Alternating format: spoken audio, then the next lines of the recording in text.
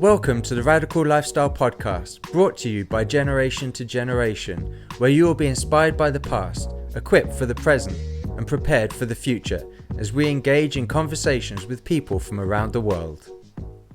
Hello everyone, this is Andrew and Daphne from Generation to Generation, and we want to talk about a subject today which has come to the forefront.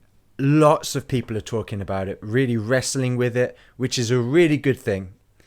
But along with that have come a lot of concerns for us, something that we as a family, as a charity, as a ministry have really been wrestling with together. And we've talked to other people about it as well. And they've said, you know what, you guys should do a podcast on this. So here we are.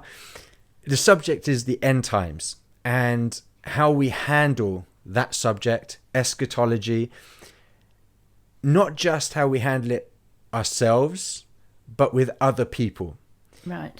We have a lot of concerns about this because we live in a time where there's disunity all over the place. People falling out about everything. Right. And it seems, I mean, we could talking about apples and oranges and we could just have a massive fallout over that. I mean, some of the things seem that silly that we're all falling out over. I like apples every morning and you don't, so we could start there. Yeah, so there. let's just end the podcast right now. So we want to talk about this because how we handle this subject is really important, and we want to see the body coming together in unity. We want to see unity generally up its game because 2020 has seen a lot of this disunity all over the place. So let's try and at least get unified. Let's start moving together in this area. And also there's a lot of hurt and pain caused because of this. And I'd just like to say at the minute, we're not talking about unity, agreeing on topics, we're talking relational unity.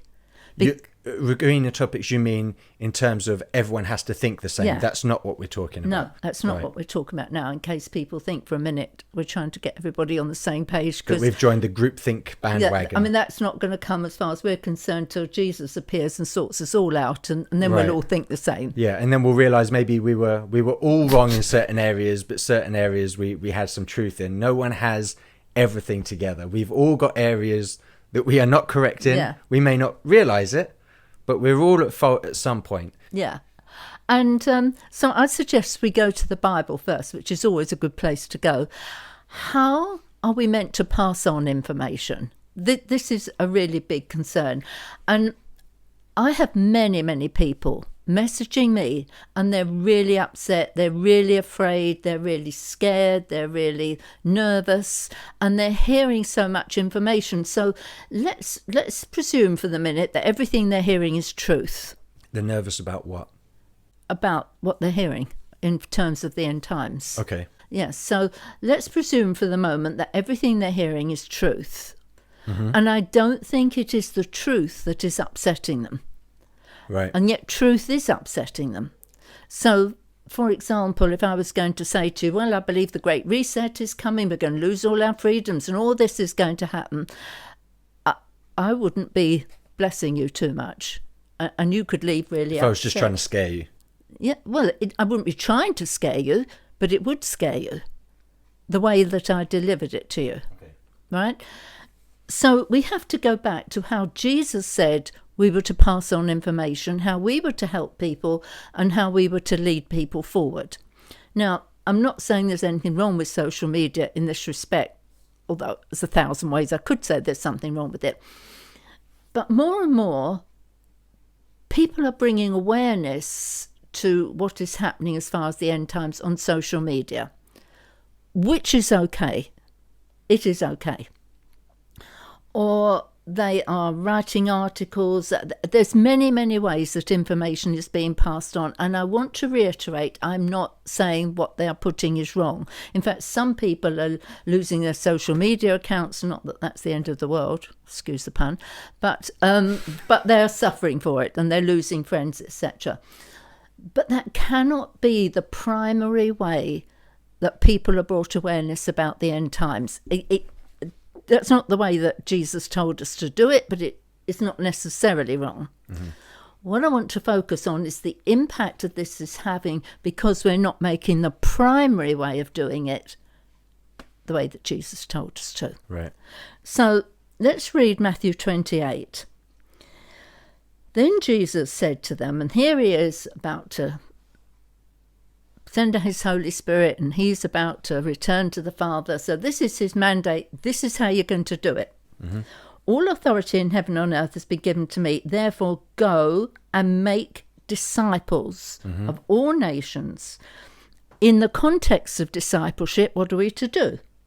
Baptizing them in the name of the Father, Son, and the Holy Spirit, and teaching them to obey everything I've commanded you. And surely I'm with you to the end of the age. So here, the main context for passing on what Jesus taught and showed them was discipleship, which is relationship. It is questions, it is answers, it is praying for one another, it is helping each other through. And discipleship is a two-way process. If we were in a discipleship relationship, you'd be helping me and I'd be helping you, but we'd be journeying together. Mm-hmm.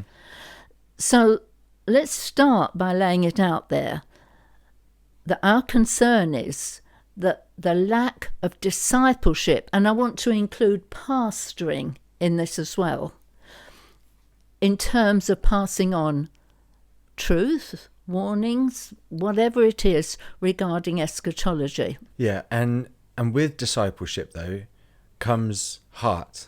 Right. And so, I'm reading through the Bible now, and every time I see heart, I circle heart the whole way through. And one of the things that we often talk about in our conferences is that God says to write these things on your heart. Right. But often we take this information or end times theology or whatever, we put it in our head and we beat people with it instead of using our heart to communicate the message. And so with discipleship, obviously that element then comes into play as well. Yeah, because you can't see someone's heart through social media. You can't engage with it from social media. You can't do it through an article. You can't do it through any of these things. Now, I want to repeat again, if anybody's listening and going, oh, she's seen my social media post and it's all that, it's not about that. And if she had, there's 100 more like it. Yes, 100 yes, more so like don't take it personally. Yeah. But what I would say to everybody who's posting these things and writing these articles, where are your disciples? Where is this being passed on relationally through your disciples? Because if we haven't got discipleship at the very core and pastoring people at the very core of leading people into what are going to be really, really tough times, I believe we're going to see more of what I'm seeing at the minute. Even today, I have someone who I'm concerned about, who is upset and fearful, and I need to call her. I need to talk with her. I need to check she's okay. I need to walk with her further because she's in my life. I wouldn't exactly call her a disciple. But surely this should be at the very heart of what we're doing. And if Jesus said the effective way of doing this was discipleship making, how is it that for many people it has been reverted to social media, to, podcasts, we do some, to videos, to articles? That has, I believe, overtaken discipleship making. Yeah, well, and with our podcasts, with some of them, we have groups we know that take our podcasts and they discuss them together. And so for a lot of people who listen to this, they actually use it as a part of their, if you like, sort of discipleship and community aspect of their discussions and exploring what they can then do for the application of it. Yeah, so we are raising up groups all over the world where they are stable groups, they're discussing these things, praying for each other. So that is our primary way of passing on. And the whole aspect of pastoring, and I do think there's a difference between pastoring and discipleship, but because this message has not been spoken with clarity in churches, because people feel isolated, pastoring has been removed from them. And I think when pastoring is removed and people are left studying these things and hearing these things and being hit in the face by these things, because it does feel like a hit in the face to many people. And again, I'm not saying it's not truth. It can be truth, but they're left in isolation to deal with these things. I am concerned that we could lose many many people because of this, that they will shut down, that they will switch off, that they can't handle it, and that they will walk away from something they do need to hear about. And especially as well with the whole prophetic scene as well, coming into this. Yeah. Again, we've had that church community, that body element in many cases, like in England, stripped away from us, where we're locked at home. Right. And so we don't have that community. We don't have the pastor or someone to help us wrestle through these things. No. So we are left all on our own. And you have people like your friend who you're going to talk to today, isolated, afraid, don't know how to work through this thing. And so it's so important that we start to address this and bring back a care aspect to it, the pastoral side, to really think about how are we handling this subject, even prophecy, in terms of the days we're living in, the years ahead, which has been heightened, obviously, given what's just happened over the last few days. Yeah, and, we often say on the platform, which is kind of going to sound contrary to, but just don't stop the podcast when you hear what I'm going to say. Wait a minute till you hear I finish what I'm going to say. I often say we don't believe in making disciples, but we believe in disciples who make disciples. We were reading this morning about Nathaniel and Peter, and that they went and they immediately went and told someone else. So it was a passing on relationally. They almost started discipleship the moment that they met Jesus. And so people are going to pass on what they're modelled. So in that case, if my primary way of focusing on the end times and warning people and telling them is going to be, I'm focusing on social media, but again, there's many, many, many other ways that this is happening. If that's my primary way, they're going to model what I've done. In a relationally disconnected way. Yeah, so they're going to do what I did, and then more people are going to be hurt. Although there are people I know who are saying, I can't read social media anymore, I can't read any about this anymore, because they are so wounded. And certain platforms are so toxic that once you get involved, it's quite easy to then just spiral. Yeah. But yes, I totally agree with you. More than that, I say we've got to take personal responsibility of what we put on those platforms. Sure. So I do believe that the seriousness of this is that we might lose people. Yeah. Because we're trying to deliver truth. When Jesus said, when he said that, well, the truth will set you free, that was within a relational context. How do we know the impact of what we're saying if we have no relational contact with it? Now, I know with certain people, there are certain things I can say to them about the end times, and certain things I need to hold back. I myself give my own journey in this because I have my own experience in it, that I had to withdraw from listening to what people had to say about a subject. I'll tell them what it is. It was the vaccine, right? Just mention it because it's one of the 1,000 things out there in this. And it's good to talk about them. But I was getting so many posts about this and reading it and trying to understand it that I realised this was having a negative effect on me, right? I'll tell you what I did about that in a minute. But how do we know what effect our words are having on people if we're not in a relationship with them? Right. Now, how do we know? Now, and it doesn't matter how much you try to communicate your heart in words, the other person can always read them in a different way. Yeah. So when it's black and white on paper, you can intend for it to be one way, but it can come across a whole other way. So how do I know if my words are helping a person or harming them? Now, what I did about the vaccine, for example, I had read so much, and I realised that I had no space in my heart, my head, or anywhere to hear from God. What was he saying about it? I just got crowded out. And so I stopped reading anything about it, and I stopped people engaging with me about it, which is a hard thing. And, to say, I'm sorry, I don't want to talk to you about it anymore, because I had to protect me. Now, in protecting me, I have to teach other people how to protect themselves. And I had to leave space to hear what God was saying in this. I heard what man was saying from all angles, but what was God saying? And again, I think if it's in lack of discipleship, we are not encouraging people or creating space. Or what has God said to you about in all this? What is he saying? Come and talk to me about it.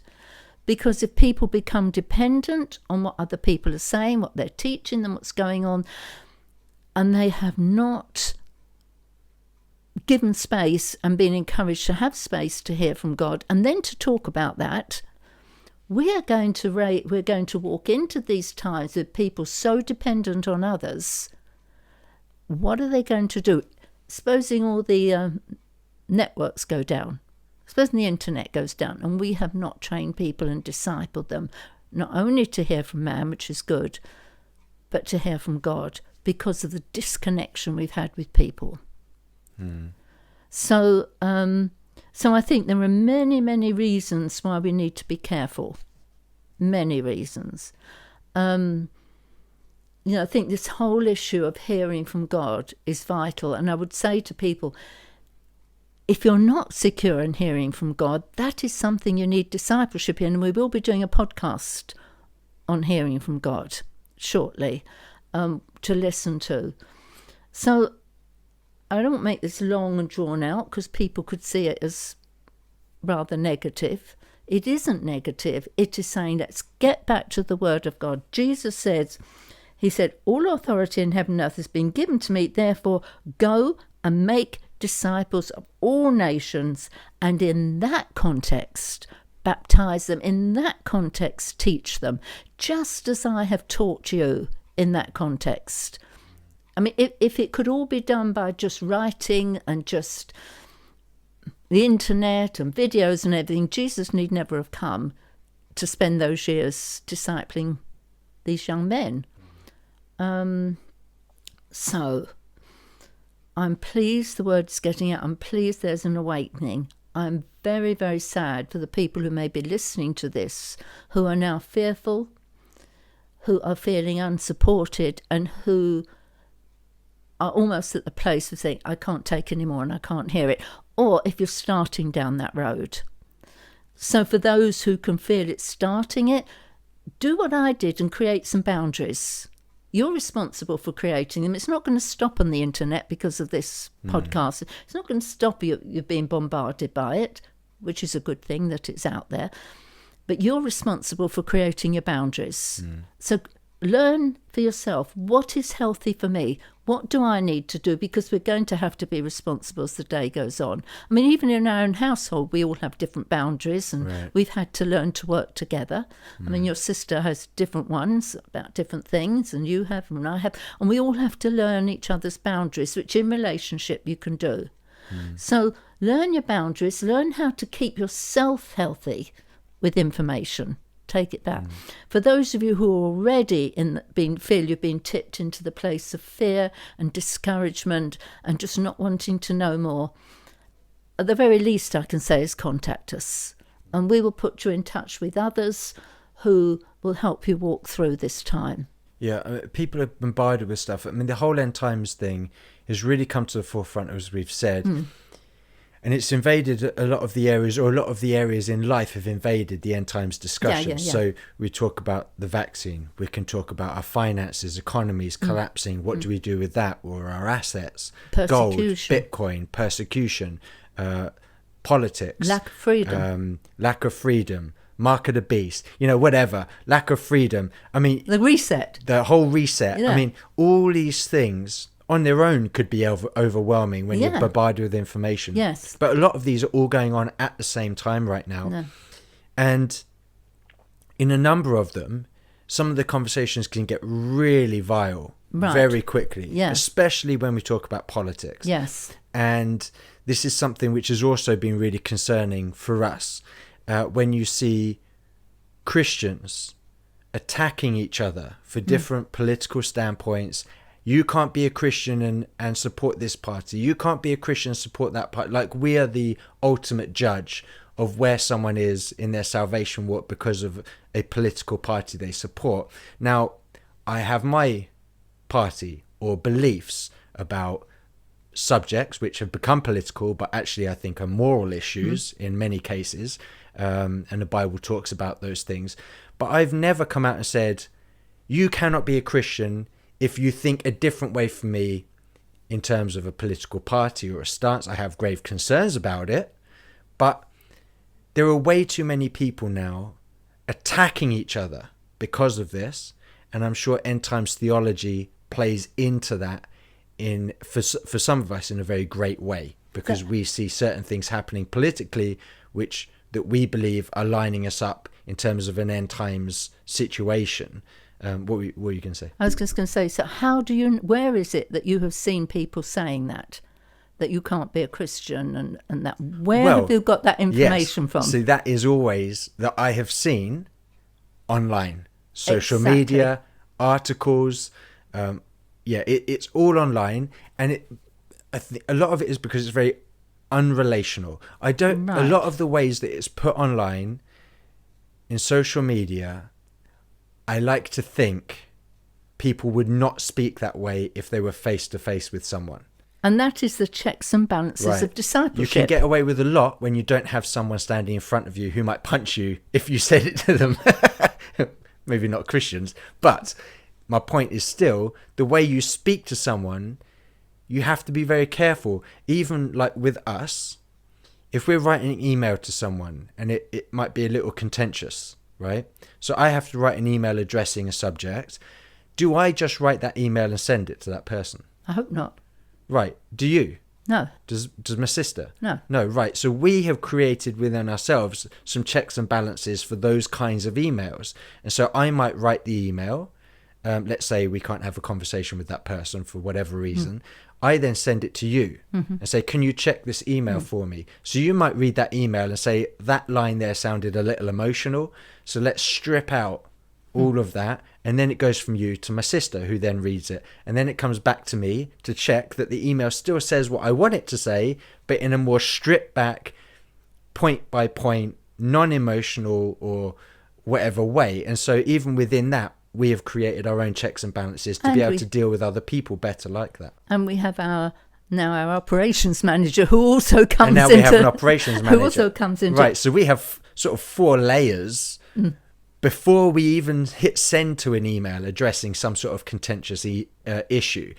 Sorry, go on. No, go on. No, so I'm just saying that when it comes to these very difficult subjects, think before you post something. Think before you put something out there that is going to cause hurt and pain to other people. Can we try and get rid of this rhetoric of you can't be a Christian if you do this? We aren't the judge, jury, and executioner of these things, of these subjects. We can have grave concerns about issues. I have grave concerns about the issue of abortion.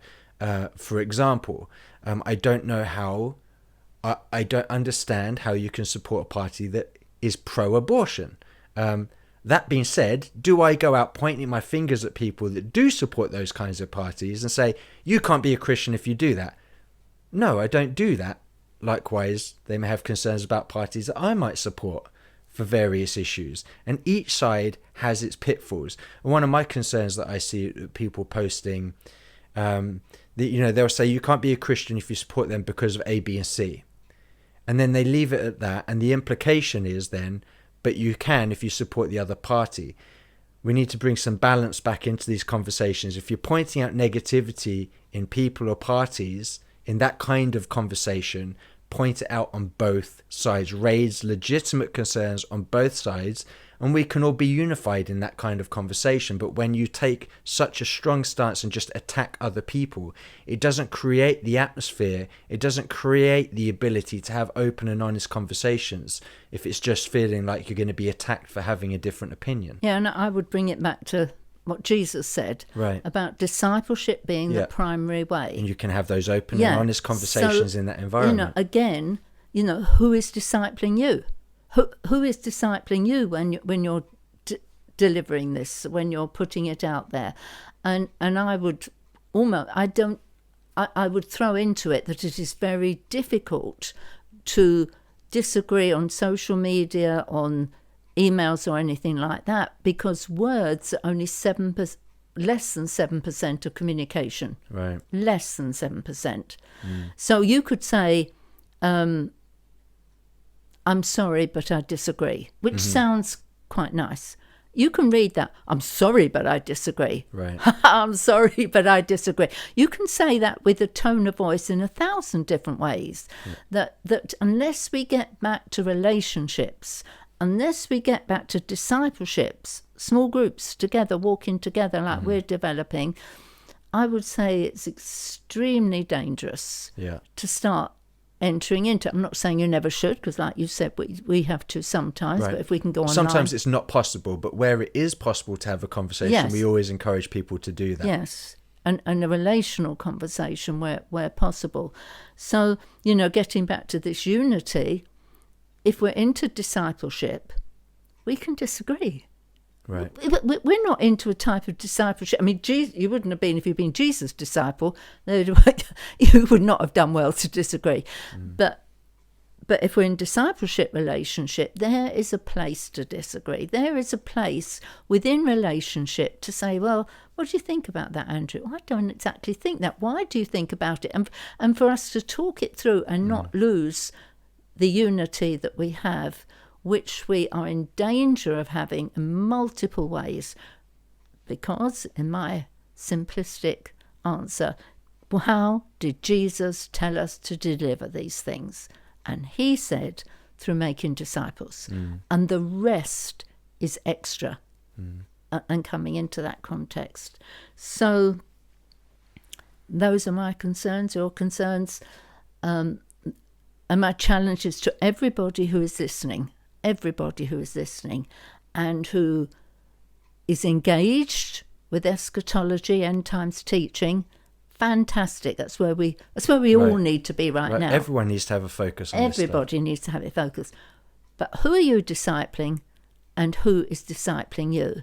And discipleship isn't just, I'm discipling him. I will say, well, how's it happening? When's it happening? What times are you getting together? Even if it's on the internet or something. Discipleship is very intentional, it is very strategic, and it goes on a journey. It doesn't, not somebody who pops in and out your life occasionally when you think about it. So I would just say, let's think about how Jesus discipled. We can't do it the same way because we're not even face to face at the minute, but there are ways we can keep those people in your life, and let's pass on what we have learnt to them and hear from them what they have learnt. And I'll just throw in a G to G thread, shall I, at the end? Discipleship in the Bible is generational. Everybody was discipling someone who was younger than them. So I would say, okay, go and have some peer relationships that are discipleship, but also be discipling the next generation. And you can be sure of one thing, they'll soon tell you if they don't agree with you. And that is really good. Yeah, and we shouldn't be so arrogant to think that we're going to be right on everything. No. Hey, look, maybe the other person is right. And so, be open to that. But yeah, like you said, it's a whole part of our message is that, what are we doing to pass on to the next generation? And so, we very much have become a very peer thinking church in many ways. And so we try and say to people, look, fine, do that. But if you want to do real biblical discipleship, like you said, it's generational. So who are we going out to reach out to in the next generation? Because if we're struggling to navigate these waters and are getting completely overwhelmed, the next generation is also going to be completely overwhelmed by many of these issues. So you can learn together, walk together through these things. Don't just struggle through on your own. Let's draw back this community aspect, which has been stripped from us in so many ways during this season. So who is discipling you? That's first question. And the second question is, who are you discipling? And is how you are talking about and passing on information you have about the end times eschatology, what's going in our world, is your primary focus through discipleship, with all these other things as extra. And communicating from a heart, not from just head knowledge, but with a heart And communication. an individual knowledge and knowing where people are at and responding and everything. And it's not our idea, it was Jesus' idea. So I'll read it once again because I've read it several times. Then Jesus said to them, all authority on heaven and earth has been given to me. Therefore go and make disciples of all nations, baptizing them in the name of the Father, the Son, and the Holy Spirit, and teaching them to obey everything I have commanded you, and that includes eschatology, within the context of discipleship. And surely I am with you always to the very end of the age. And that is what we're talking about. Yeah. Thanks everyone for listening. Hopefully you're encouraged and challenged. Please pass this around. Word is spread by you subscribing, following us, liking, commenting, leaving nice reviews. If you don't have anything nice to say, don't bother, just move on. Jog on, as we say in England. But thank you so much to everyone for listening. We love you and hope that you are doing well during this very challenging time. Yes, thank you. Thank you for listening to this episode. If it inspired you, please rate us and subscribe on Apple or Google Podcasts, Spotify, or another podcast platform.